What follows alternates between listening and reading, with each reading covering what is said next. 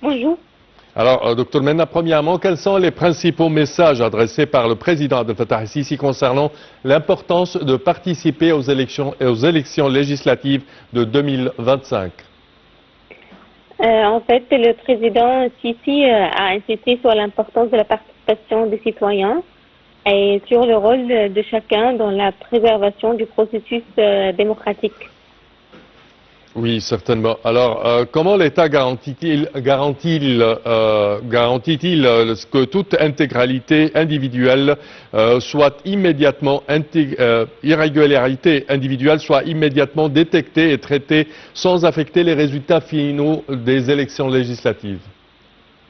En fait, le président a confirmé que l'État était pleinement prêt à garantir la transparence maximale à chaque phase d'élection. Et l'État veille à détecter immédiatement toute violation et y remédier sans que cela n'alerte les résultats finaux. Oui. Et le président a souligné que les élections ne seraient pas influencées par les tentatives de semer de doutes ou d'exagérer les incidents. Et ces messages ont mis en avant la pleine préparation de l'État pour protéger l'intégrité de chaque étape du processus électoral. Vous m'entendez? Docteur Menna, vous m'entendez? Oui, quelle est la nature de la coopération les partis nationaux des élections afin d'assurer le déroulement du processus?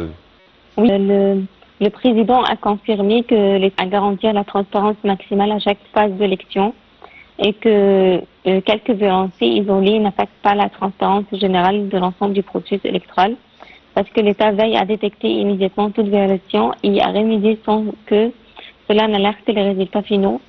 Et a souligné aussi le président que les élections ne seraient pas influencées par les tentatives de semer le doute et d'exagérer les incidents. Et ces messages ont mis en avant la pleine préparation de l'État pour protéger l'intégrité de chaque étape du processus électoral. Oui, alors comment la concurrence entre les candidats et les listes s'est-elle reflétée sur la participation populaire à ces élections législatives? En fait, la compétition entre les contribuables de la population encourageait une participation plus active. Oui. Et l'État a pris des mesures neutres quant aux orientations, appelant à... Concernant la mesure pour la neutralité électorale. En fait, il y a une phase de campagne électorale. On considérait que les campagnes se déroulaient dans un climat marqué par la liberté et l'égalité des chances de tous les candidats. Et aussi, les partis ont traité les remarques ou les plaintes en laissé une correction afin de permettre l'intégrité du processus.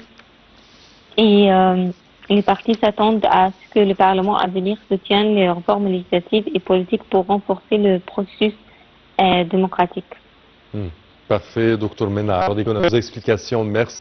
Chers auditeurs, nous passons à ce commentaire. Les élections de 2025 de la Chambre des représentants, la Chambre basse du Parlement, se déroulent en deux phases.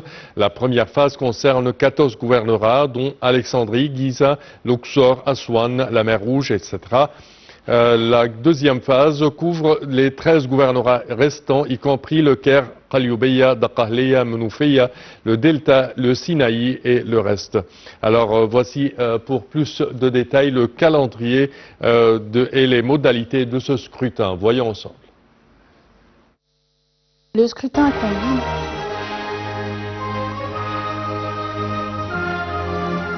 via des listes ou par